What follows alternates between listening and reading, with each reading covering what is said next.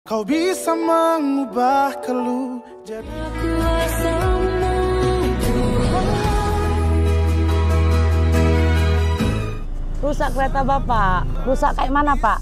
Kan ada yang bekerja sehari 17 jam, idealnya kan 8 jam manusia bekerja kan gitu. Ya, bahwa THR adalah bagian dari hak yang mereka perjuangkan. Driver online mereka bilang kita tuh bukan tenaga kerja, kita itu adalah mitra. Apakah istilah itu juga berdampak pada hak-hak mereka, Bang? Tentu dalam hubungan mitra ya, kemitraan, hak-hak terkait dengan jaminan gaji dan segala macam itu tentu tidak bisa persaingan antara pengemudi. Belum lagi mereka sering mendapatkan fake order ya. Tentu kami mendorong kalau memang pemerintah akan membuat regulasi. Bagaimana, Bang, kalau justru mereka ini disamakan dengan pekerja lepas?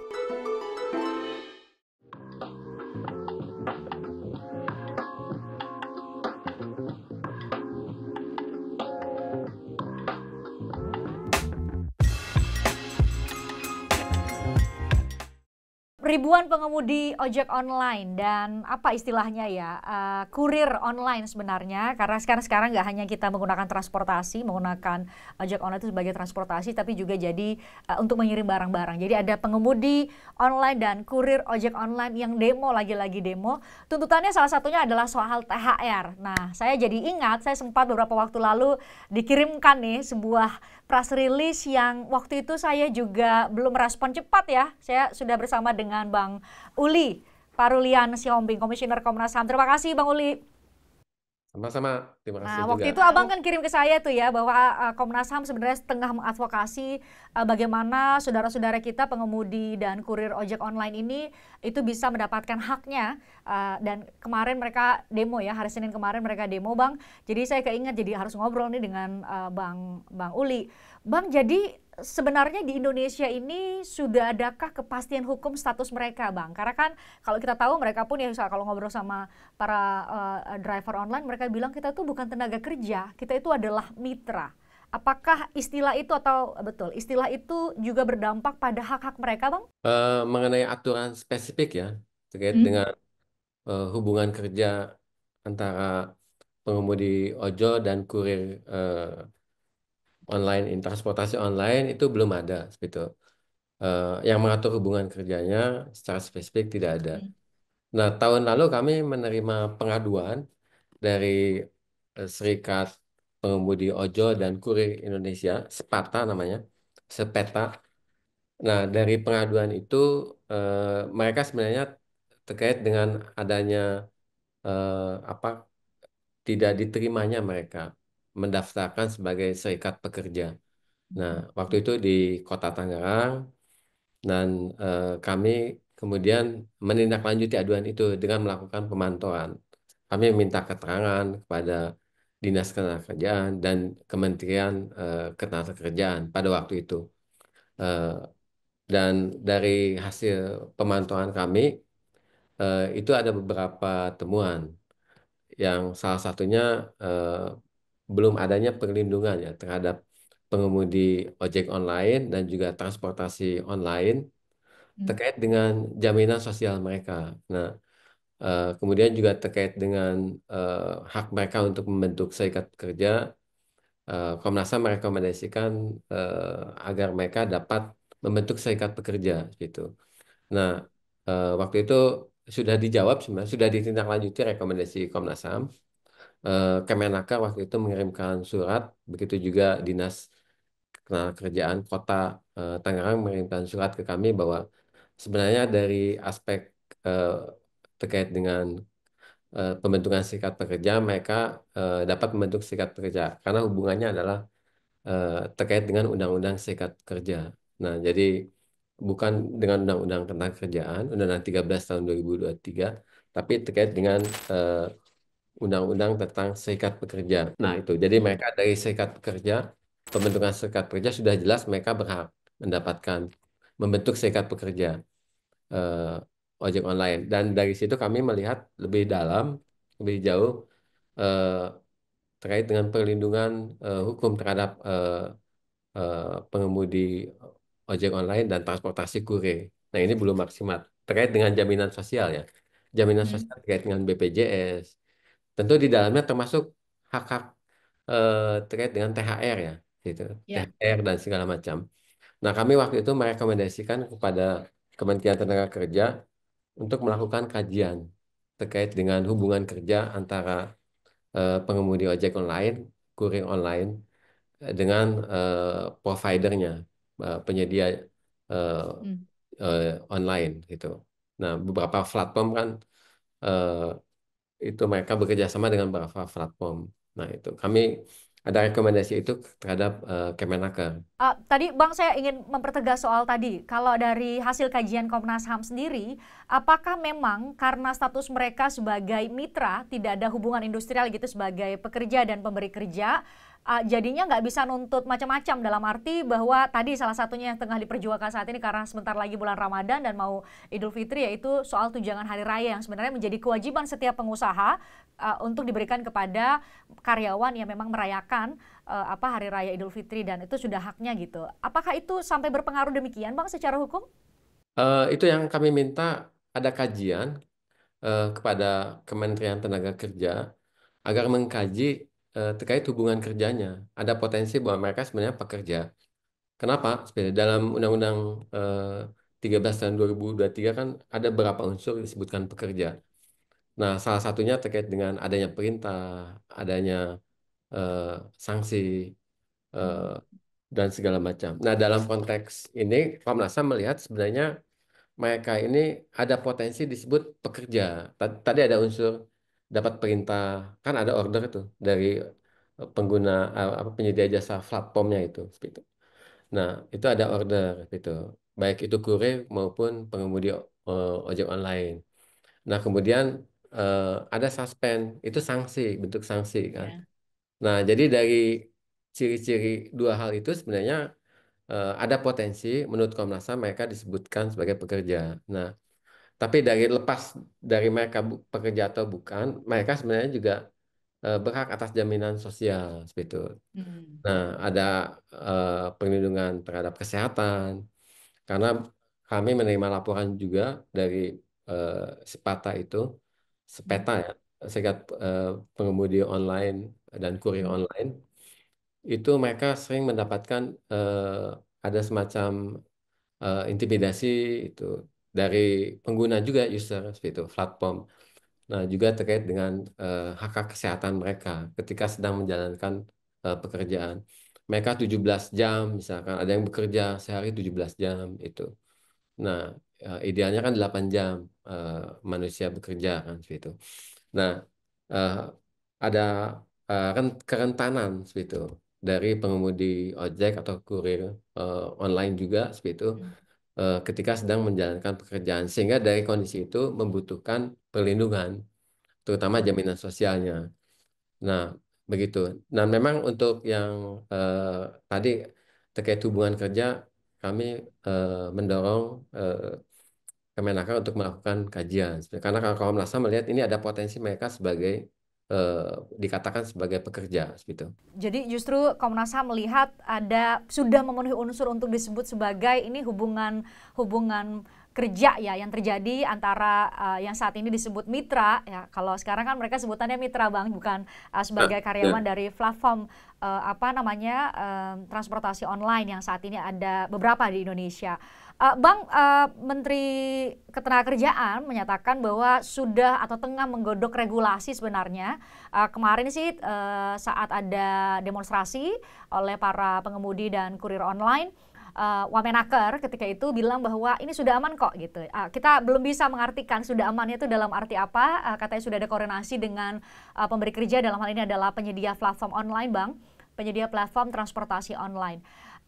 Saya ingin melihat ini dari Bang Uli, kan dari tadi membawa ini ada jaminan sosial, ada mengenai hak-hak mereka untuk dihormati dan diberi waktu untuk istirahat. Tidak hanya soal THR ya, Bang, itu mau kita tekankan ya, bahwa THR adalah bagian dari hak yang mereka perjuangkan.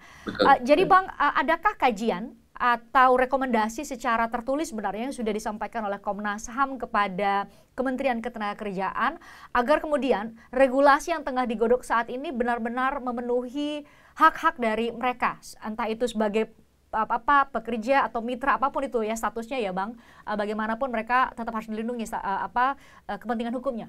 Komnas HAM sudah menerbitkan rekomendasi dan menyampaikan rekomendasi ke Kementerian Tenaga Kerja kan, dan juga beberapa dinasnya di tingkat provinsi dan kota terkait dengan tadi status dari eh, pengemudi ojek online dan kurir transportasi online gitu. Itu tahun 2024 lalu bulan Oktober kami sudah mengeluarkan tadi substansi rekomendasinya agar mengkaji ya eh, lebih dalam hubungan pekerjaan antara penyedia platform itu dengan eh, pengemudi ojek online dan kurir transportasi online.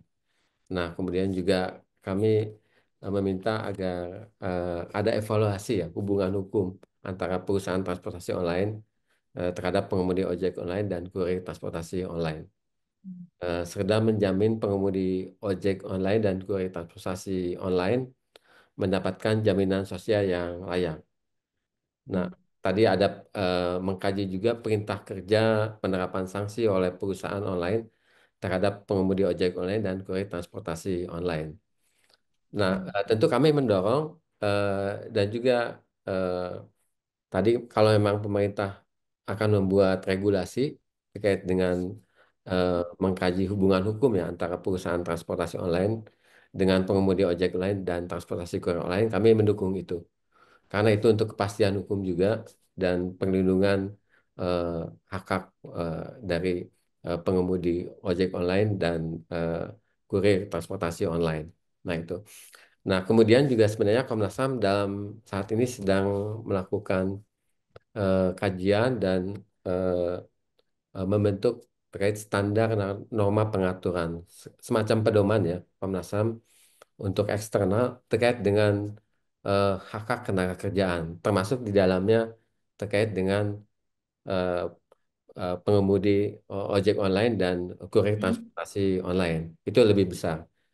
Nah, jadi dua hal itu rekomendasi sudah kami keluarkan terkait dengan pengemudi ojek online dan transportasi online, dan yang lebih besar terkait dengan standar dan norma pengaturan eh, transportasi terkait salah satunya terkait dengan perlindungan pengemudi ojek online dan kurir transportasi online. Mudah-mudahan bisa diselesaikan dalam waktu ini, seperti itu. Dalam tempo yang Ten- secepat-cepatnya gitu ya istilahnya ya. Ya, untuk SNP ya, kami sebutnya SNP, seperti itu, yang eh, sedang dilakukan oleh Komnas HAM, begitu. Dan juga Komnas HAM kan menerima pengaduan juga dari para pengemudi ojek online dan kurir transportasi online. Itu kami tindak lanjuti. Bang, tadi kan Abang bilang di awal bahwa kalau dari Komnas HAM melihat bahwa sudah sepertinya terpenuhi unsur-unsur mitra atau pengemudi online dan kurir online ini memenuhi unsur untuk disebut sebagai pekerja, sebagai karyawan. Tapi bagaimana Bang kalau kemudian itu juga dibandingkan dengan hak-hak yang harus dipenuhi oleh pemberi kerja kalau hubungan hukumnya adalah freelance, pekerja lepas. Kan biasanya kalau pekerja lepas itu artinya perusahaan tidak perlu bertanggung jawab sama jaminan jaminan kesehatan ya kan. Kemudian ada banyak hal ya sebenarnya tidak lagi ada kewajiban pemberi kerja termasuk jaminan sosial yang Abang sebutkan tadi. Jadi bagaimana Bang kalau justru mereka ini disamakan dengan pekerja lepas? Tentu dalam hubungan mitra ya, gitu. Kemitraan, hak-hak terkait dengan jaminan gaji dan segala macam itu tentu tidak bisa. Tetapi ada perkembangan baru kan, seperti itu. Di negara-negara lain juga, terutama di negara Eropa, itu yang kami dorong untuk dikaji lebih dalam, itu bahwa ada perlindungan juga terhadap pengemudi ojek online dan kurir transportasi online itu, termasuk di dalamnya jaminan sosial. Nah, itu yang perlu kita juga cermati lebih dalam seperti itu. Nah, tadi kan ada kondisi kerentanan gitu, kerentanan dari pengemudi ojek online dan transportasi online, terutama pengemudi ojek online dari perempuan itu. Nah, itu rentan sekali itu. Bagaimana kalau mereka eh, mengemudi dalam kondisi tertentu, ada kerentanan seperti itu, dan Komnas HAM sangat konsen terhadap kelompok rentan yang menjadi bekerja eh, dalam ojek online atau kurir transportasi online. Butuh perlakuan khusus terhadap kelompok rentan ini. Dan begitu juga secara umum tadi jam kerjanya itu kalau kemitraan sebenarnya itu fleksibel harusnya kan jam kerjanya gitu. Eh, Tidak harus misalkan sampai di atas 8 Belasan jam. ya Hmm. belasan jam gitu. Kondisi belasan jam itu ada kalau menurut penuturan fakta-fakta Hmm. dari pengemudi ojek online yang mengadu ke Komnas HAM. Bahkan ada fakta-fakta intimidasi segala macam, fake order yang saya gitu kan. Itu ada, mereka sebutkan ke kami ketika mereka mengadu ke Komnas HAM. Sehingga kami eh, melihat ini mereka butuh perlindungan. Nah, itu Hmm. eh, eh, untuk pengemudi ojek online dan kurir Kurir. transportasi lain. Betul. Hmm. Nah, itu kondisi seperti itu yang Hmm. perlu dipertimbangkan oleh pemerintah. Pengemudi dan kurir online yang harus bekerja belasan jam itu atas kewajiban yang diberikan oleh penyedia platform online atau pilihan dari mereka pengemudi dan kurir online untuk bekerja belasan jam demi bisa memenuhi target harian mereka sendiri, Bang? Itu yang terjadi atau bagaimana? Kalau menurut penuturan mereka ke kami, Komnas HAM, tentu mereka dituntut itu karena kan kebutuhan kan, memenuhi kebutuhan sehari-hari mereka seperti itu. Memang tidak ditarget ya seperti itu. Tapi karena mereka ini kan juga persaingannya ketat seperti itu. Ada zona-zona tertentu yang memang kalau menurut penuturan mereka kami itu jam sibuk seperti itu. Dan juga ada kadang-kadang tidak ada order. Dalam sehari mereka ordernya jarang sehingga mereka harus standby. Dan kebanyakan ordernya itu kan ketika jam kerja ya, gitu. Pagi misalkan, kemudian sore pulang kerja, nah dan malam gitu. Tentu yang di antara itu jarang kerja, jarang ada order dan juga hari libur juga Sabtu Minggu jarang order gitu. Mungkin ada zona-zona tertentu kan. Itu yang mereka keluhkan sehingga mereka harus bekerja tadi di jam-jam yang jam kerja seperti itu antara pagi Hmm. sore atau malam ya seperti itu nah itu dan Hmm. juga hari libur hari tertentu seperti itu nah untuk Hmm. order-order makanan minuman segala macam itu kan juga eh, mereka eh, tergantung zonanya seperti itu zona yang gemuk sehingga mereka ada persaingan juga di sana seperti itu antar pengemudi nah itu Hmm. belum lagi mereka sering mendapatkan eh, fake order ya seperti itu. Nah, jadi ada order ternyata nggak ada seperti itu. Ketika mereka sudah di sana di lokasi, karena mereka sudah mengeluarkan uang segala macam. Hmm. Betul, jam kerjanya fleksibel tergantung order. Tapi kalau ada kondisi tertentu, mereka Hmm. harus memenuhi kebutuhan hidup mereka kan sehari itu. Hmm. Dituntut untuk kerja dari pagi sampai malam lagi seperti itu. Nah, lebih dari Hmm. 8 jam. Itu artinya mereka bukan kerja standby di lokasi tertentu kan. Karena mereka disesuaikan dengan kondisi lokasi kan ordernya itu. Ada Oke. GPS di situ. Nah, begitu kondisi. Apakah ini termasuk juga Bang pengaturan tarif? Kalau kita yang sering menggunakan apa namanya kendaraan atau transportasi online melalui aplikasi online, biasanya curhatannya adalah ada di jam-jam tertentu secara sepihak penyedia platform bisa menurunkan atau menaikkan harga tarif di satu wilayah tertentu. Jadi dan termasuk juga penentuan besaran bagi hasil Bang antara mitra ini, mitra pengemudi dan kurir online dengan penyedia platform. Itu juga sudah terbaca dalam kajian Komnas HAM berpotensi untuk merugikan hak-hak para pengemudi dan kurir online, Bang? Kalau Komnas HAM mengenai tarif belum sampai ke sana, Hmm. Christian. Kami lebih ke perlindungan hak-hak dari pengemudi ojek Hmm. online dan transportasi online, kurir transportasi online. Nah, tentu Hmm. untuk tarif ini harus fair ya, seperti itu.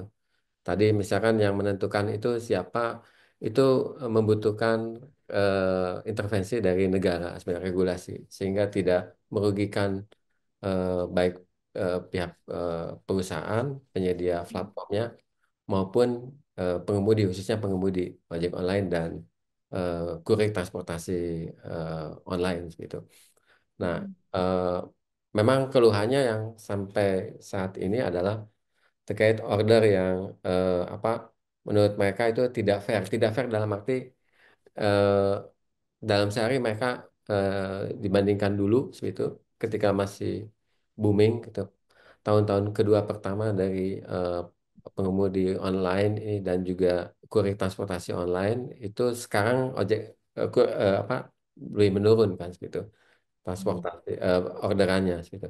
Nah, itu juga dikarenakan tarif mungkin ya. Komnas HAM belum mengkaji itu, tapi mereka mengungkapkan itu. Mungkin karena tarif, misalkan orderan makanan minuman itu banyak komponennya, gitu. Komponennya tidak hanya harga makanan, ongkos transportasi, tapi juga kalau kita cermati di situ ada ongkos pengemasan segala macam. Ya. Nah, belum lagi terkait dengan pajak segala macam di sana di dalam. Nah, sehingga yang di-sharing ke mereka ini, ke pengemudi online dan kurir transportasi online itu semakin berkurang. Nah, itu. Jadi komponen biayanya dari harga barang makanan minumannya itu ternyata tidak hanya harga makanan dan jasa transportasi, tapi ada komponen lain. Ya, itu yang eh, dihitung harusnya kan kalau fair itu harus masuk harga barangnya juga. Ini komponen packaging masuk kan gitu.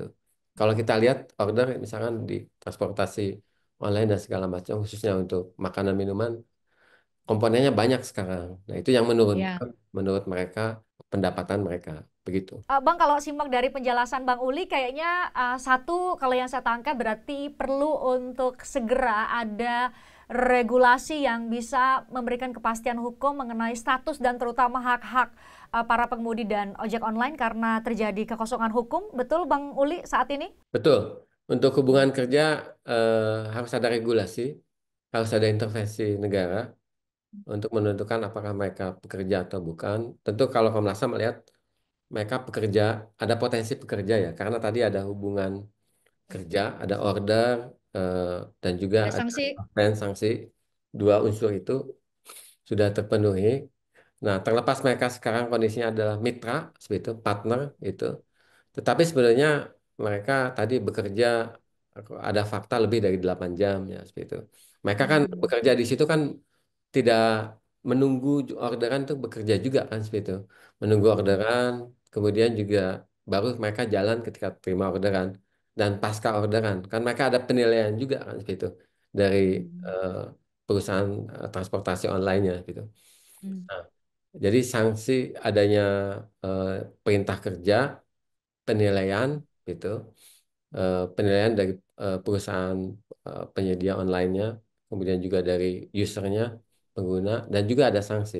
Suspend itu ya kalau mereka melanggar peraturan. Ya, info dari saudara-saudara kita pengemudi dan kurir online, Bang. Mereka sekali kalau ada dapat order terus mereka cancel, itu bisa disuspend, mungkin ada delaying, nggak akan dapat orderan tuh dalam waktu beberapa lama ke depan, Bang, dibanding dengan mereka yang nggak pernah nolak. Katanya sih begitu, cerita dari para pengemudi dan kurir online. Jadi itu kan hak sepenuhnya dipegang oleh para penyedia platform ya, Bang.